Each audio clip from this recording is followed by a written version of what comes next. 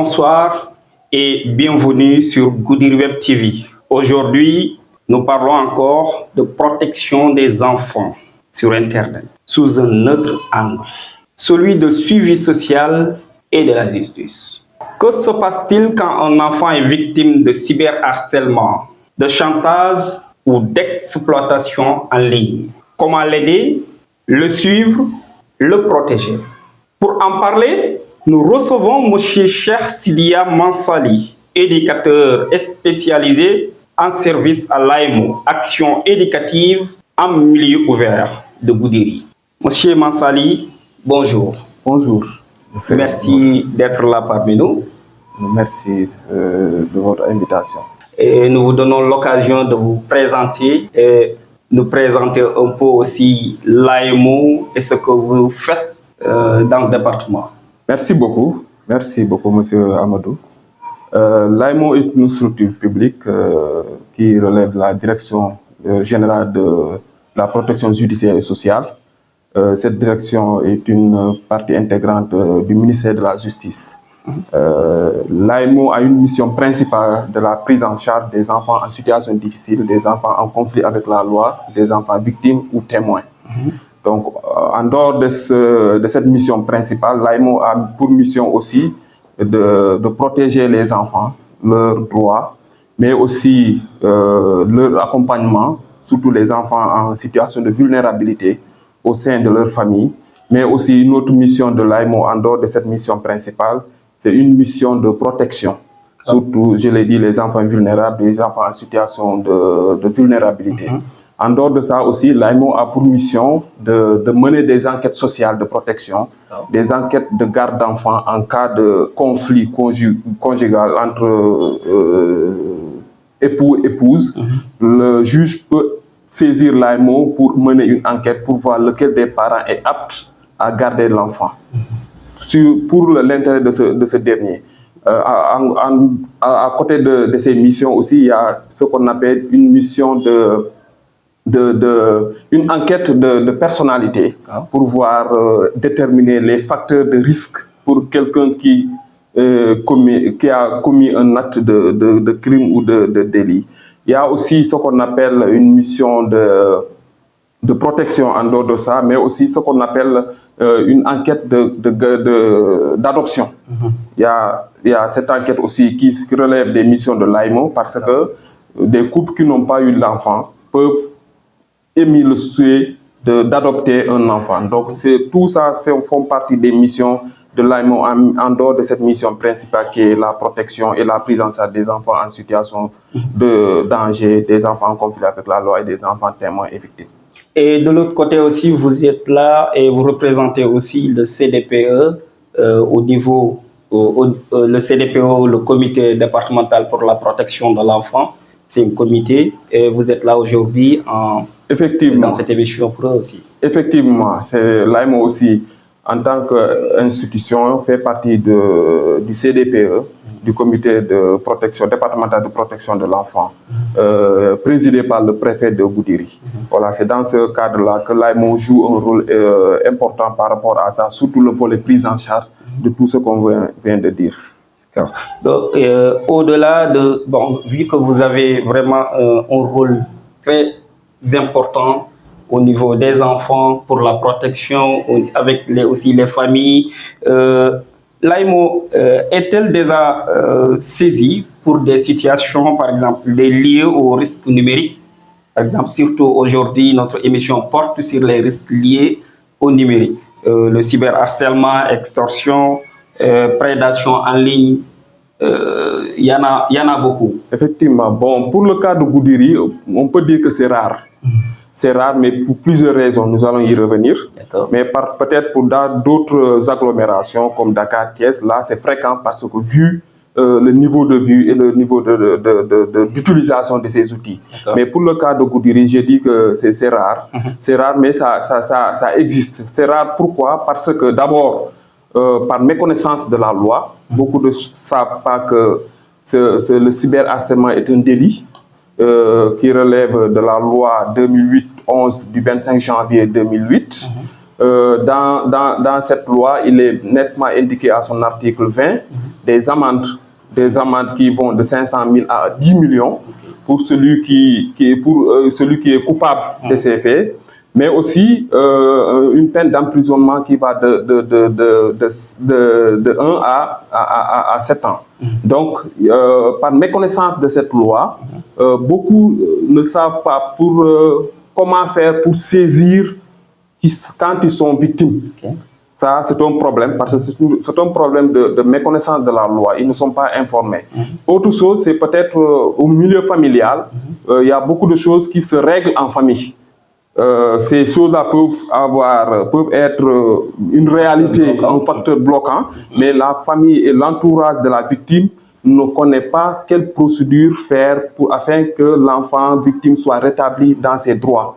Là aussi, c'est un blocage, c'est un fait que nous avons remarqué. L'autre chose aussi, c'est peut-être, puisque c'est une affaire d'Internet, de ligne, les gens pensent que peut-être c'est banal. C'est banal parce que, pourquoi? Parce que la police, peut-être, ils peuvent se faire des idées comme quoi que la police ne peut pas intervenir, alors qu'il existe une division de la cybercriminalité. Donc ça aussi, c'est un facteur. L'autre élément aussi, peut-être, c'est ce que je l'ai souligné tantôt, peut-être nous vivons en famille, des choses peuvent arriver dans une famille. Pour honorer, protéger l'image de la famille, on peut, à l'interne, essayer de négocier ça afin que l'affaire ne soit pas portée à la justice. Là aussi, c'est un blocage. C'est pourquoi parfois, rarement, l'AEMO est saisi pour ces faits-là. Alors que ça peut être une réalité. Et je pense que c'est une réalité parce que, peut-être nous allons y revenir. Il ne manque pas des cas où vraiment on sent que réellement c'est l'origine de ces faits, c'est le cyberharcèlement. Pour ce cyberharcèlement dont vous parlez tout à l'heure, juste tout à l'heure, vous avez rappelé les lois qui interdisent et qui condamnent tout cela. Pouvez-vous revenir encore plus clair pour que ça soit plus clair à l'endroit de ceux qui vont nous suivre? Pour rappeler, vous êtes en direct sur la première chaîne numérique du Boundou et ailleurs, Goudiri Web TV. Pouvez-vous revenir brièvement sur cela, sur cette loi? Parce que cette méconnaissance, je pense parce que la répétition, elle est pédagogique. Et je pense que vu qu'on est en train de sensibiliser et de faire en sorte que tout le monde connaissent les lois avant de les piétiner. Effectivement, c'est une question très intéressante. Ça fait partie de nos missions aussi de sensibilisation. Parce que si nous regardons la fréquence d'utilisation de ces Internet n'est pas proportionnelle au niveau d'enseignement, d'information, d'éducation au numérique.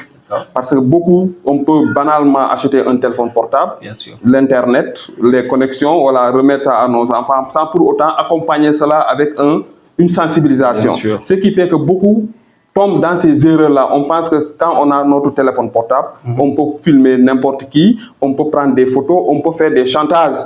Alors que cette loi est venue pour protéger ce qu'on appelle une autre loi à côté de cette loi-là. C'est la loi 2008-12.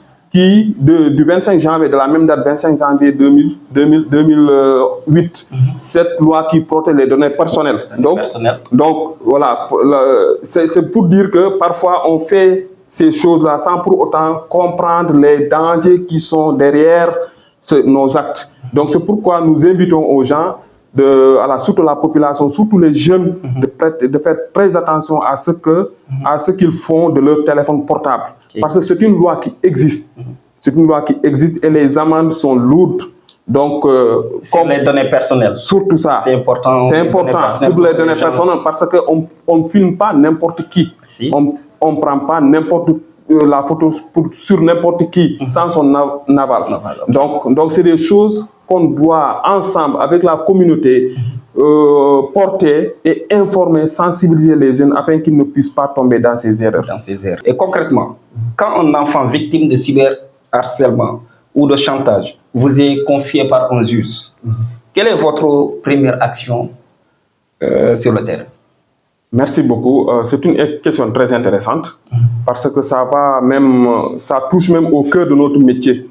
Parce que l'AEMO, je l'ai dit tantôt au début de notre émission que c'est la prise en charge des enfants en situation difficile, en vulnérabilité, des enfants témoins et victimes.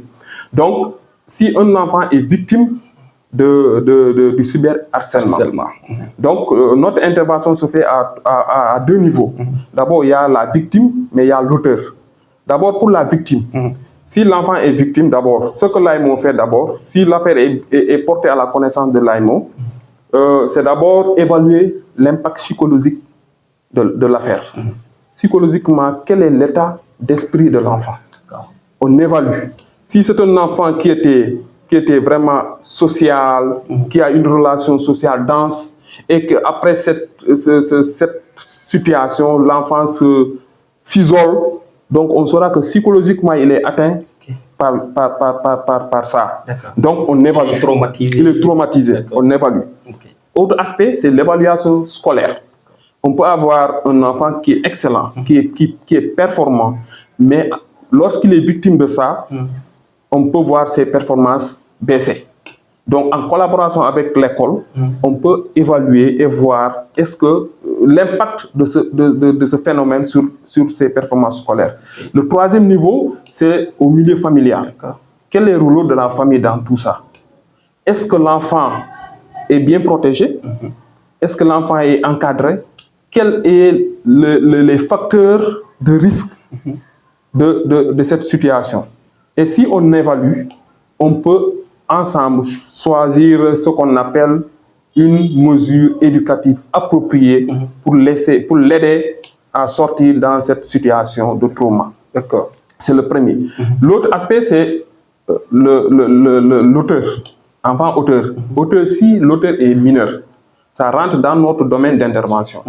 Bon, on peut avoir ce cas-là, deux enfants l'autre auteur, l'autre victime de cyberharcèlement. Il faut, on prend en charge aussi l'auteur.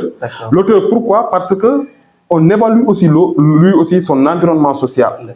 Est-ce qu'il a agi par méconnaissance, par vengeance, ou bien si il l'a fait parce que il est influencé par ses pairs asociaux. Donc, il faut évaluer tout ça, voir est-ce que l'environnement familial l'a protégé. Parce que, comme je l'ai dit, les parents peuvent donner, on pense que c'est du luxe, donner ces outils-là à nos enfants, mais on ne les encadre pas. Donc, alors que c'est un danger. Donc, pour l'auteur aussi, on évalue pour voir quels sont les mobiles de son acte, l'acte qu'il a posé. Et ensemble, on va voir. Mais tout ça se fait sous le mandat du juge.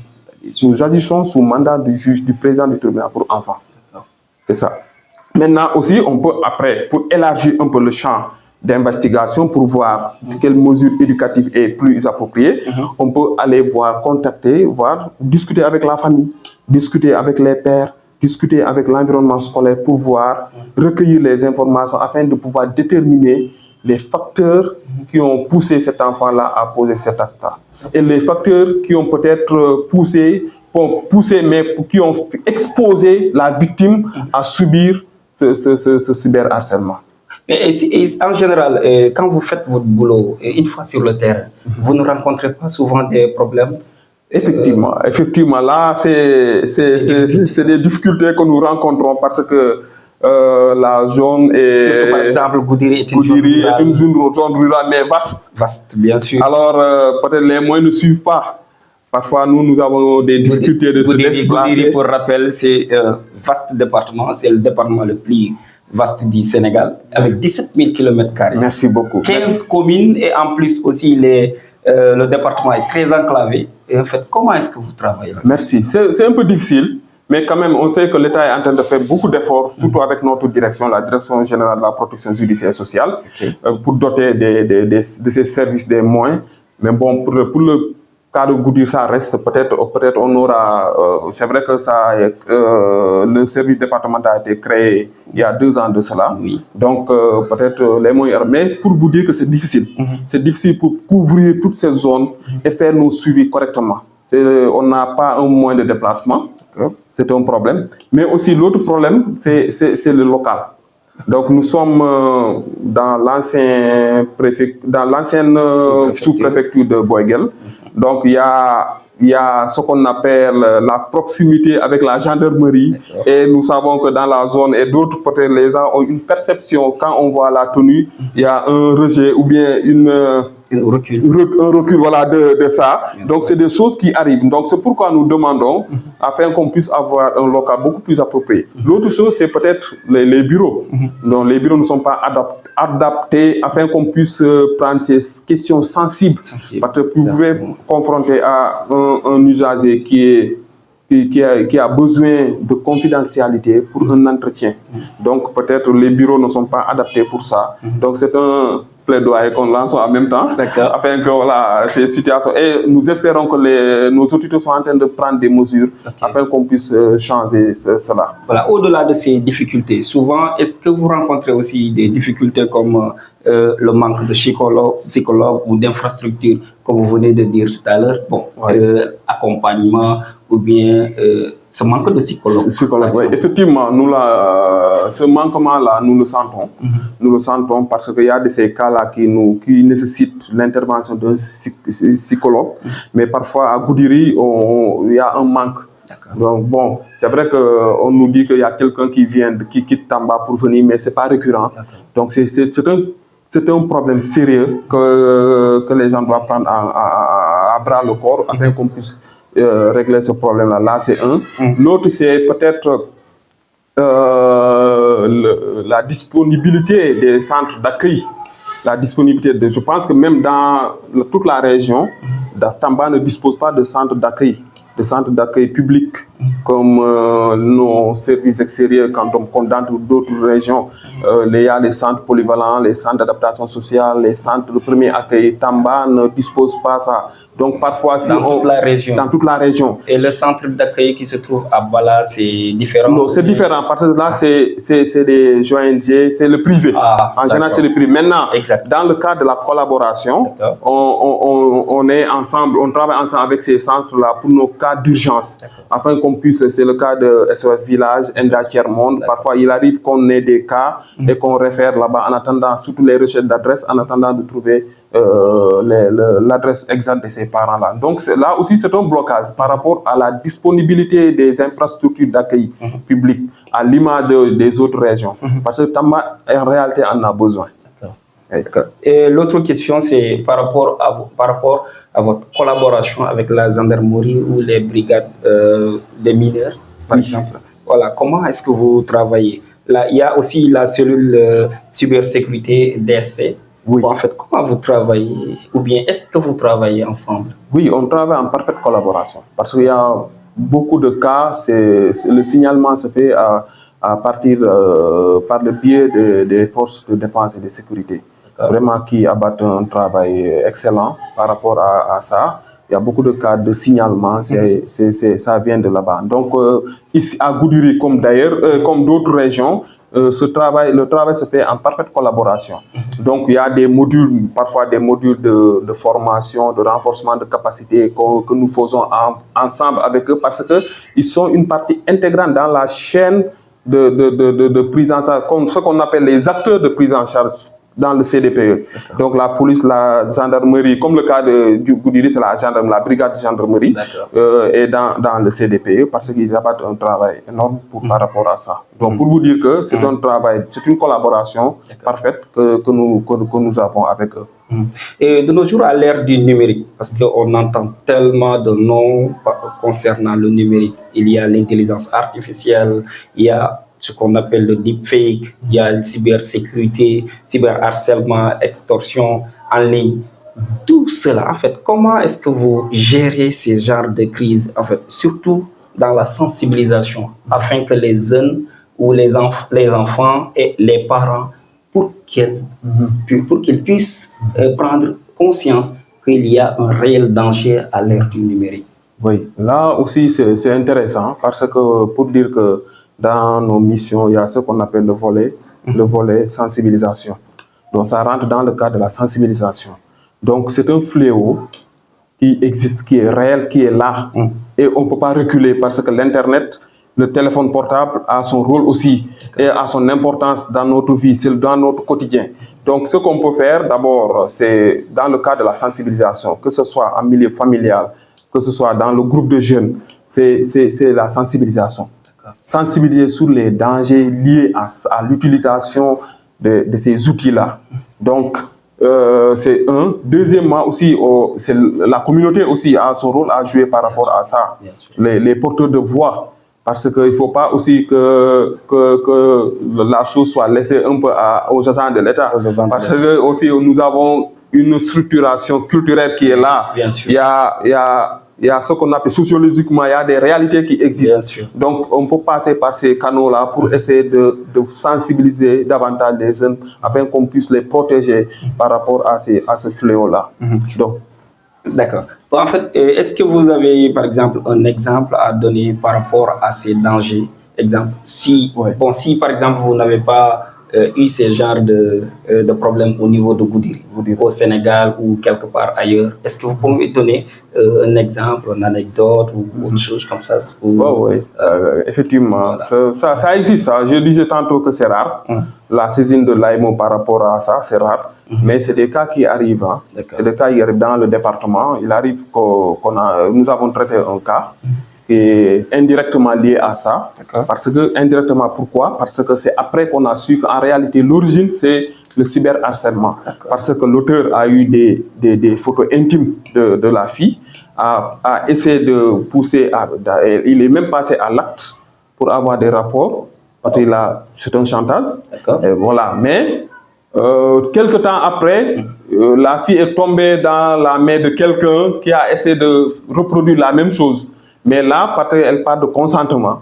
Alors, c'est après qu'on a su le premier rapport de la fille, c'est lié à ce cyberharcèlement. Donc, pour dire que ce que je viens de dire, c'est des choses c'est des réalités qui sont là. C'est des choses qui existent. Mais par méconnaissance, n'est pas porté à la connaissance de l'AEMO, à la connaissance de la gendarmerie ou au tribunal. Donc, c'est pourquoi j'ai dit qu'il faut qu'on redouble d'efforts. Redouble d'efforts dans la sensibilisation, dans l'information, mais dans la communication. C'est des choses qui sont là et c'est des cas qui arrivent, bien que rares, mais ça arrive. Ça arrive dans le département que ces choses-là arrivent. Voilà. Et malheureusement, la victime, parfois, on l'oublie. Et l'auteur, voilà, peut-être on sait que la procédure, peut-être par méconnaissance de la procédure, mais parfois les rares personnes qui sont au courant de ça, qui informent par quelle voie passer afin que peut-être l'auteur soit arrêté, appréhendé par la gendarmerie. Mais ça existe. Ça existe. Ouais, bon, en fait, on sait que ça existe partout parce que malheureusement, le numérique nous est venu d'ailleurs. Les téléphones nous sommes venus d'ailleurs, nous viennent d'ailleurs. Et nous avons pris les téléphones, nous sommes dans le numérique sans le connaître. Nous utilisons le Facebook sans le connaître, les réseaux sociaux sans les connaître, sans maîtriser ce que nous utilisons, malheureusement. Et aujourd'hui, cette sensibilisation qu'on est en train de faire, et surtout ça concerne surtout les enfants. Et quand on parle d'enfants, c'est de 0 à moins 18 ans. Donc, la plupart de cette tranche d'âge se trouvent dans les écoles. Comment est-ce que pensez-vous de l'interdiction du téléphone à l'école? Voilà. C'est une solution efficace contre certains risques numériques. Ah oui, vraiment, vous avez parfaitement raison. Personnellement, je peux analyser ça à deux niveaux.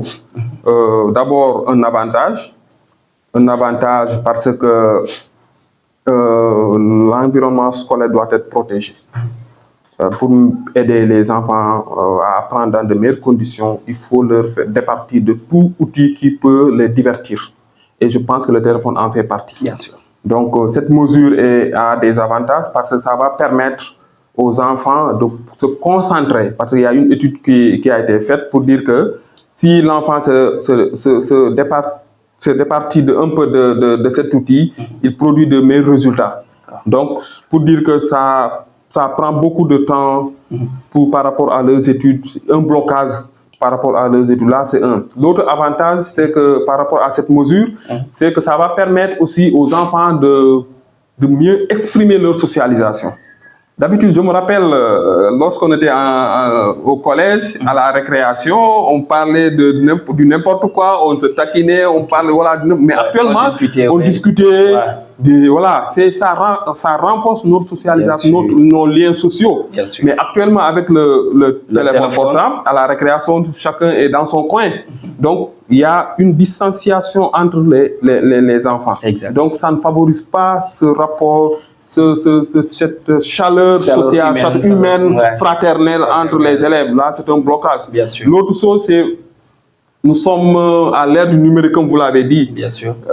Cet outil ne permet pas aux enfants d'évaluer à sa juste valeur leur capacité intellectuelle. Pourquoi? Parce qu'avec l'avènement de l'intelligence artificielle, les enfants ont la capacité, la possibilité de ne pas fournir d'efforts et de demander à chaque fois l'intelligence artificielle de leur prêter un exercice. Il n'y a pas d'effort intellectuel qui doit suivre. Donc, c'est des blocages. Donc, c'est pourquoi cette mesure est à saluer à ce niveau-là. Peut-être l'autre avantage aussi, ça va permettre aussi à l'école de mieux protéger l'enfant. Parce que l'école est le second environnement après la famille. Donc, les enfants passent plus de temps à l'école. Donc, on développe des choses à l'école qui façonnent notre personnalité de demain.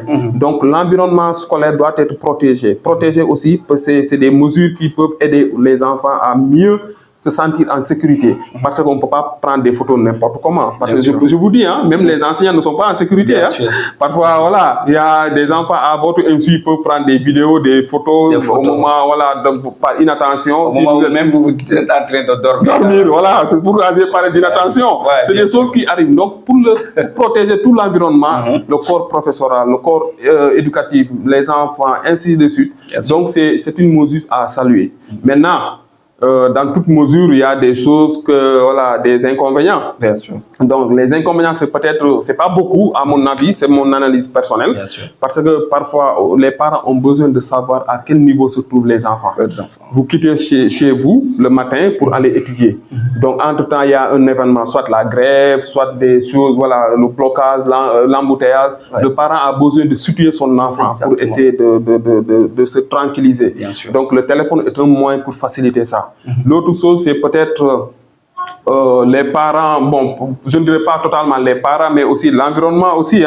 L'environnement, en quelque sorte, c'est un outil qui permet aussi l'enfant ou bien le concerné à pouvoir communiquer avec sa famille. Voilà. Donc, il y a des choses parce que comme ce qu'on appelle peut-être la recherche entre enfants, entre élèves, peut-être en cas d'exercice. Là aussi, il y a un aspect positif pour ça. Maintenant, moi, ce que vous proposez, parce qu'on dit ce que pour chaque décision, chaque prise de position, il faut peut-être associer les enfants. Associer les enfants. Parce que en prenant cette décision, on a créé une barrière. Donc, l'enfant a besoin de comprendre les choses. Pourquoi cette mesure? Pourquoi? Parce que c'est à son niveau d'intelligence, à son niveau de réflexion. Il se pose des questions. À leur âge, ils se posent des questions. Ils se cherchent. Ils sont en perpétuelle recherche.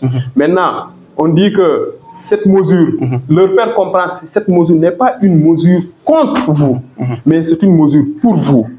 Il y a une nuance. Une mesure contre vous n'est pas égale à une mesure pour vous. Je pense que la mesure, c'est pour leur intérêt. Mais pas contre. Mais il fallait peut-être les associer. Discuter avec eux, leur faire comprendre.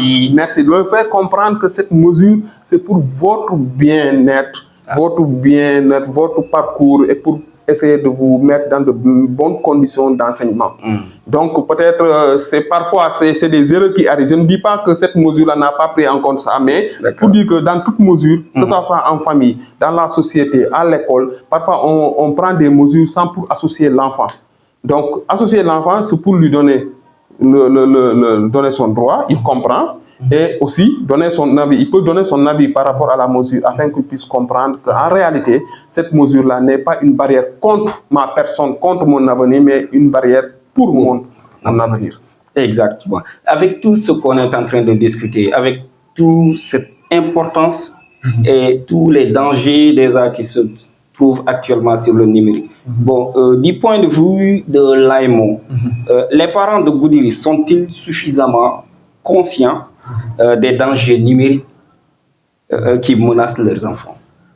Bon, le peu de temps que nous avons passé ici, principalement moi, je pense que ça reste. Les parents ne sont pas conscients.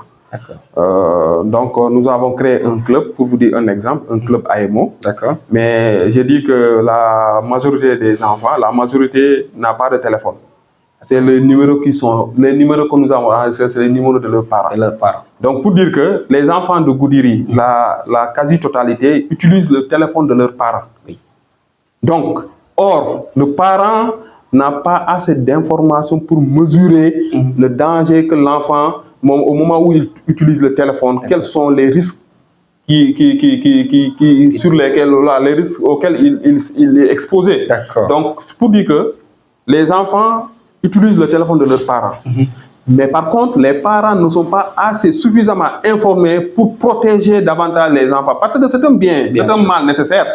Parce que nous, pour l'exécution de nos activités, on passe par ce canal-là pour les informer. Informer les parents, tel jour, on a une activité de sensibilisation à la mairie. Donc, informer les enfants. Donc, mais d'habitude, tu appelles un parent, tu tombes sur l'enfant.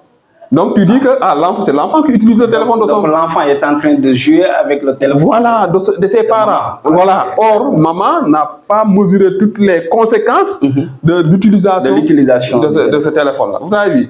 Donc, ça reste. C'est pourquoi je demande à ce que toute la communauté, c'est l'affaire de tous, de prendre à bras le corps cette situation-là, afin qu'on puisse sensibiliser davantage dans nos maisons, dans l'environnement social, en dehors de nos maisons et même dans les écoles. Voilà, et sur ce, pour éradiquer tout cela et pour faire en sorte que les parents soient conscients, est-ce que vous avez pris des mesures? Est-ce que vous avez un plan d'action à mener en collaboration avec des associations qui se trouvent sur place à Goudiri ou bien les Badjanoukor?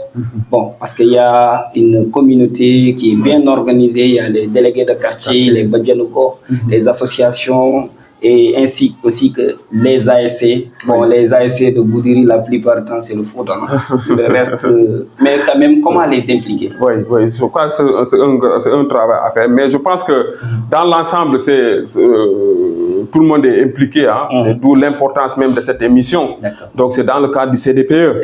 Donc, dans le CDPE, il y a toute cette catégorie de personnalités, d'acteurs qui sont là-bas, les Badjanougor, les associations de quartier, des porteurs de voix sont tous dans. Maintenant, ce qu'on peut faire, c'est d'élargir et de plus en plus multiplier ces genres d'informations. Peut-être l'Internet, beaucoup n'auront pas l'occasion de suivre, mais peut-être, si on multiplie des activités de sensibilisation dans les quartiers, donc ça va permettre aux gens de mieux comprendre, de mieux prendre conscience de ce fléau. Donc nous, au niveau de l'AEMO aussi, c'est des activités que nous menons, c'est des activités de sensibilisation par rapport à toutes ces thématiques qui concernent l'enfant, qui concernent la famille et la communauté. Donc pour dire que c'est des choses que nous faisons régulièrement, mais pour l'instant, nous travaillons avec les enfants, mais c'est prévu, il y a un plan d'action, nous avons un plan d'action annuel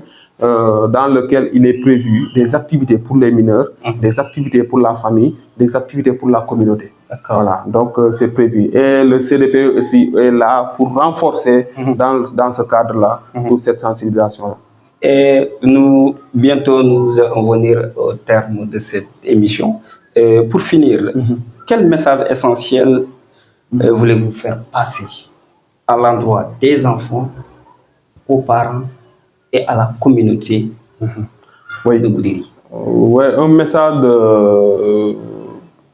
d'appel à s'investir davantage, parce que nos enfants, nous n'avons plus rien de plus risque que nos enfants. Donc, c'est l'espoir de demain. Donc, cette jeunesse doit être protégée.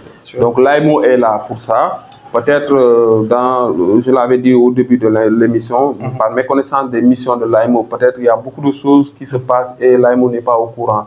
Et des structures qui travailler dans ce sens.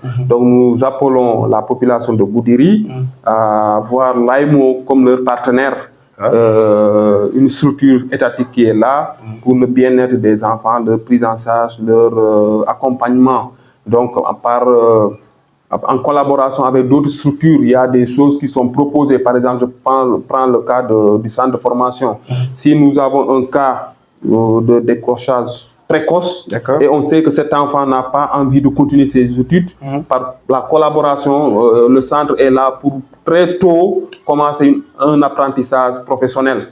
Donc c'est ce qu'on appelle, on appelle tout le monde à venir, pas pour je dirais entre guillemets, voilà, transférer tout le problème parce que nous n'avons pas les moyens de transmettre. En ce qui concerne l'enfance et la jeunesse, donc l'AEMO est là par accompagnement et par offre de formation en collaboration avec le centre de formation professionnelle. Il y a beaucoup d'opportunités. Donc le CDPE est là aussi pour ça. Donc c'est des choses que nous devons prendre en charge ensemble afin qu'on puisse protéger davantage notre jeunesse. Notre jeunesse. C'est ça le mot que j'aimerais, le dernier mot que j'aimerais formuler à l'endroit de la population de Goudiri, surtout aux jeunes, de faire très attention aux outils qu'on utilise. C'est pas, je l'ai dit, c'est pas parce qu'on a un téléphone, on a un iPhone qu'on doit, voilà, prendre n'importe où, même quand, voilà, des photos, des vidéos, alors que la personne n'est pas avisée. Donc, du coup, cette personne-là peut vous porter plainte. Alors, c'est des conséquences qui sont là et on doit ensemble travailler là-dessus afin qu'on puisse éradiquer ça.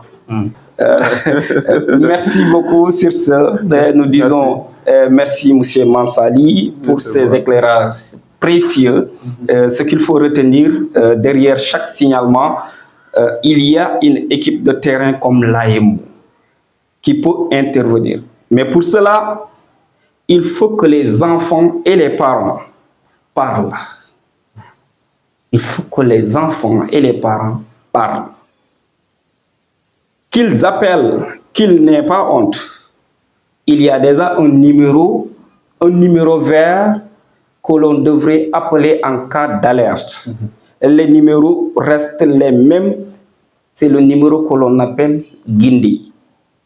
800 00 50 50. Il y a aussi le brigade des mineurs. Vous pouvez contacter 17 et vous pouvez donner exactement, vous pouvez signaler, vous pouvez donner les informations qu'il faut dans l'anonymat. De ce fait, nous disons merci à vous qui nous suivez depuis partout où que vous puissiez être, à Goudiri, à la diaspora, dans la diaspora et dans les autres villages et villes, puis vu que nous sommes aujourd'hui dans un monde interconnecté. Et cet Internet qui est aujourd'hui une toile d'araignée, on peut discuter avec n'importe qui dans l'autre partie du globe sans se soucier. Au moment où nous savons tous qu'il y a des inconvénients dans le numérique, mais il y a aussi des avantages. C'est là où nous allons ouvrir une perspective, sûrement que nous allons y revenir dans une autre émission. Et merci beaucoup encore, Monsieur Mansali. Merci beaucoup. Vous êtes chez vous et nous vous disons aussi bienvenue à Goudiri, dans le département, dans le département de Fulbe, dans le département des Mandins, des Sarakolé, dans le département de Melting Pot qui se trouve ici. Et j'espère bien qu'avant de quitter, vous allez parler Pulaar aussi. Oui, c'est ce que je souhaite. Et puis, c'est une langue vraiment passionnante. Merci beaucoup. Vraiment, et qu'est-ce qui vous plaît à Goudiri depuis que vous êtes là? Vraiment, ce qu'on appelle en Wolof, teranga. Teranga, parce que vraiment, les gens sont accueillants. Merci. Vraiment, lorsque je suis venu, voilà, je n'ai jamais été à Goudiri. Peut-être à Tamba une seule fois, mais à Goudiri, vraiment, ce que je trouve ici, vraiment une population magnifique, vraiment accueillante. Et voilà, tout ce que je souhaite, c'est très rapidement que je puisse m'intégrer en termes linguistiques, que je puisse parler Pulaar correctement. Bon, peut-être il y a quelques mots bambara que je comprends parce que je suis Et je suis né à Ziguinchor, j'ai grandi dans un milieu, voilà. Donc, il va bien quoi. Voilà, voilà, merci. C'est ça. Merci beaucoup, à la prochaine. Merci. Pour rappel, vous suiviez la première chaîne numérique du Bundu et ailleurs, Goudiri Web TV, un organe qui se trouve dans le groupe de médias 2G Média. Merci, à très bientôt.